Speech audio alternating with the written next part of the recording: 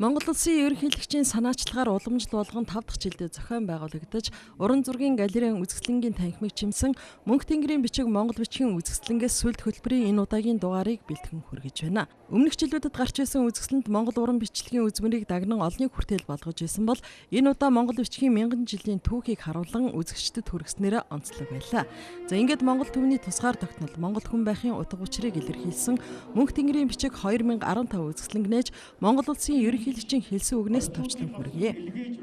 Монгол хүмүүний бүтээсэн гайхамшигтай дэлхийд тосгүй бүтээлүүдийн нэг бол ерөөсөө энэ Монгол бичиг маань байгаамаа.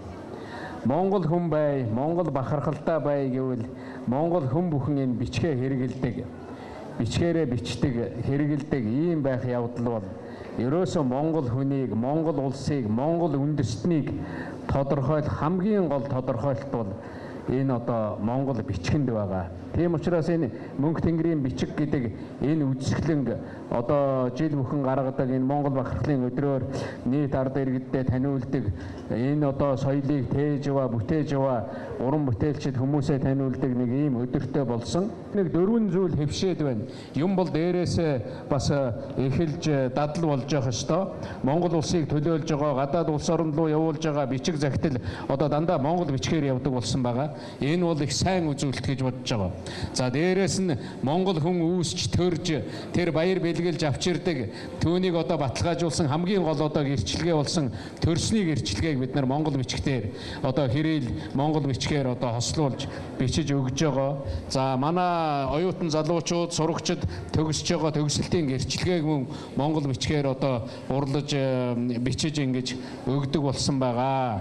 Иймэрхүү зүйлүүдийг бас энд хэлхэн зөв байхаа гэж ингэж бодож байгаа. Яг ийм байдлаар Монгол бичгийн хэрэглээ цаашаага нэмэгдэж явах ёстой.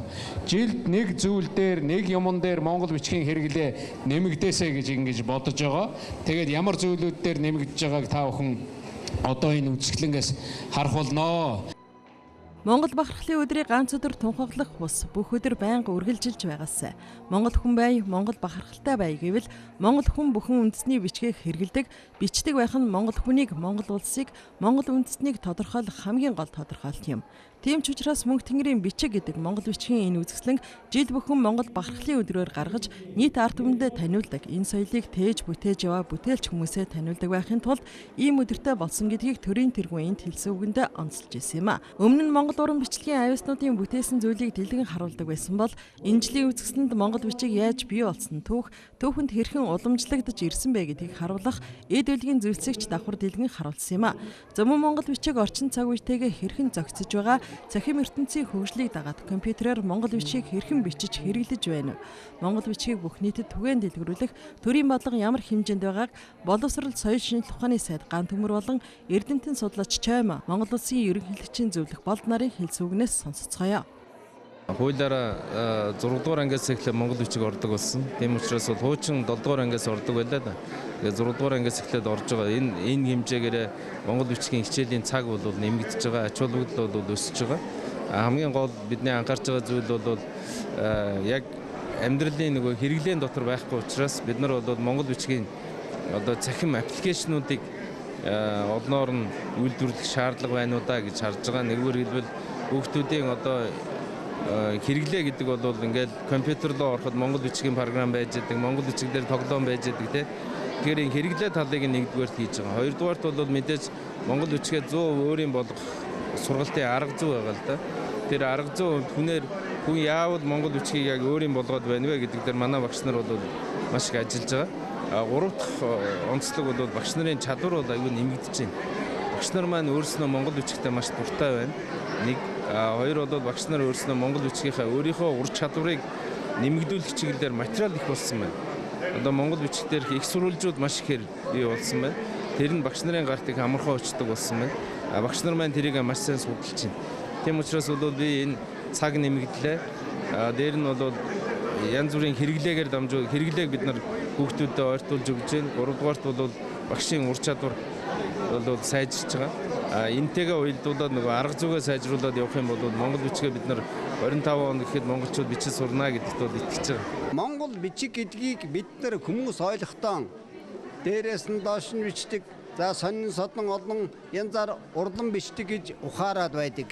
Гэтэл тэр Монгол бичгээр энэ зөв бичгдүрэн бол өгзүүн зарчимдаар тулгуурсан ийм бичиг. Өгзүүн зарчимдаар тулгуурсан зөв бичгдүрэнтэй бичиг гэдэг бол үгийн бүтцийг огтхон ч алдагдуулдаггүй. Өөрөөр хэлбэл үгийн язгуур түүний араас дагуур нөхцөлийг угсараад залгаад явдаг. Тийм учраас бид Монгол бичгээ мэдэх юм бол Монгол үгийнхаа утгыг мэднэ. Бүр одоо энгийн хүмүүсд хэлэхдээ наадах нь хөрөө гэдэг үгийг кэрүүгээ гэдэг үчхээр гүй кэрүүгээ багтаа яах вэ? Хөрөөл гэдэг үчүүл одоо болоо юм биш үү гэж хүмүүс хэлдэг. Энд чинь тэр хөрөө гэдгийн кэр гэдэг нь кяргах кэрчгийн кэр явж байгаа хэрэг. Тэгэхээр хөрөө гэдэг кяргад тасалдаг юм байгаа үү?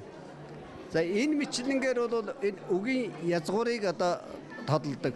Монгол хэлнийхээ үгийн бүтцийг мэдэж байж монгол хүн тэр тухайн ямиг монгол хүн ямар тадаасан сэтгэл нэрлж вэ гэдгийг ухаарах ёстой. 50 он хүртэл монгол бичгээр явсан юм шүү дээ. 40 гэдэ онд гэхэл 50 он хүртэл бол одоо хос бичгээр ингээд нэг хүнээ сургаж байгаад 50 оноос л жигдэрсэн юм. Тэр хүртэлх бүх албан бичиг, дунд сургуулийн сургачиг, уран зохиол, өдий төдий зүйлийг хэвлэсэн монгол бичгээр тэгэхээр зэрэг өнөөдөр наадсах нь архивынхаа өнгөрсөн зууны хагас 50 жилийн утга учир тэнд гарсан баримтыг бид эргүүлж үзэж чадахгүй байгаа хэрэг шүү дээ. Тэгэхээр монгол бичгийн сурч судлахын ач тус бол монгол хэлэн төгс сайн эзэмшихийн үндэс. Монгол үндэстэн чинь өөрийн гэсэн бичгтэй учраас бид цаашдаа ер нь өөрийн энэ бичгээл авч одоо хэрэглэх амьдрал авах уу тэгээд албан хэрэглээ ер нь төрийн албан ёсны бичиг болгоо хэрэглэх ийм л зорилттой байгаа. Ер нь энэ талаар төрийн бодлого бол тэгж гарсан байгаа. Өнгөрсөн хавар одоо монгол хэлний тухай хууль батлагдсан. Энэ хуулинд бол одоо 10 жилийн дараа буюу 2025 оноос Монгол улс маань хос бичиг шилжинэ гэж байгаа. Тэгээ хажмаар хос бичгээс одоо жинхэнэ одоо нөгөө монгол бичигтэй шилжих ийм л одоо юу явж байгаа юм л да, төрийн бодлого явж байгаа. Энэ удаагийн үзэсгэлэнт эртний монгол бичгийн дурсгалууд зоос бичиг сурвалжууд 1985-аас 2015 оныг хүртэл монгол бичгийн талаар төрөөс гаргасан тогтоол шийдвэрүүд, захин монгол бичгийн машин бичвэрүүд, хүн бичиг сонины түүх, Монголын сайхан бичигтнүүдийн хийгээд ерөнхий боловсролын сургуулийн монгол хэл уран зохиолын 60 багшийн сургалтын бүтээл зэргийг дэлгэн тавьж олонний хүртэл болголоо. Ингээд үзэсгэлэнт бүтээлдээ ирүүлсэн багш нарын төлөөллийн үгийг хүргэе. Бүтээл болоод тэр тухайн бүтээл одоо эзэндээ сонгогдно гэдэг бас их завшаа юм байна гэдгийг би энэхүү уран бүтээлийн үзэсгэлэнт ороод ойлгож авсан. Тэгээд Эренчингийн залуу нас шүлгийг би сонгож авсан учир гэвэл ерөөсө залуу нас гэж хүнд ганцхан олддог. Бүр энэ сарнаа шиг нэмзэгхэн агаад ерөөсө ховор зүйл ахгүй. Тийм учраас би энэ залуу насны тэр гал халуун, тэр аз жаргалтай, тэр сайхан болгоныг энэ шигтгэхийг өөрөө зорьсон байгаа. Хөрсдийн амьдралд хөл алдсан хөлчүүхэн зүрхний минь толтон дээгүүр шууны сүүдэр шиг дайраад өнгөрсөн шуунхан улаан залуу нас мнэ гэд нэрэл залуу нас гэдэг чинь баригдахгүй те өтөл нас бол хүн жил өргөтсөн явна залуу нас бол хизээч эргэж чад хүнд олдохгүй учраас их ховор нандин юм шүү гэдгийг харуулахыг их зорьсон. Монгол бичиг бол өөрөө тэгээ тэр чигээрээ гүн ухааны философи явж байгаа. Бясалгалын урлаг штэ. Монгол бичгээр хүн хичээснээр их төвчээртэй болдог, альва зүйлийг олон талаас нь хардаг, урлагийн мэдрэмжтэй болдог тий. Альва зүйл хүлээцтэй хандах гэд маш олон чанарыг агуулдаг их ховор бичиг байгаа. Тийм учраас одоо монгол бичиг бол шимтэн сурах ёстой бичиг.